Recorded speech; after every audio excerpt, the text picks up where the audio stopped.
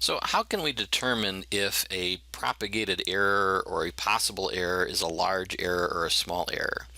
And a good way to do that is through the idea of relative error and percent error. They're almost the same thing, just slightly different ways of writing it. The general idea in relative error is that we take the error and divide it by the nominal value, the value that we're looking for. So for instance, for the radius, we would have 0.25 divided by 16, or we'd end up with a relative error of 0.015625. In percentage terms, that's 1.5625%. So relative error and percent error, again, pretty much the same thing, just slightly different ways of writing them. For the area, we're going to take the error, divide it by the actual area. So we're going to have 25.1, that was my approximate error.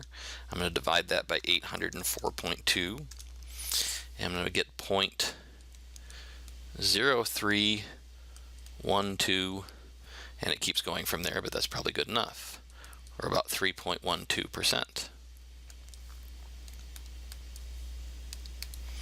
So notice that the error increased in this case, and that has a lot to do with the fact that we took the radius and squared it in the area formula, and that tends to compound the area as it propagates, compound the error, excuse me, as it propagates through the formula.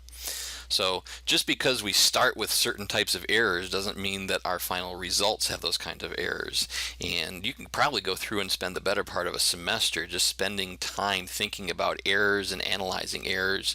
For those of you that go on and continue to take more calculus, you may see more numerical techniques, and a big issue with numerical techniques is analyzing the errors and trying to see if you can put a bound on like the maximum error, so that when we do a numerical technique we can try to control it and minimize the error from the technique.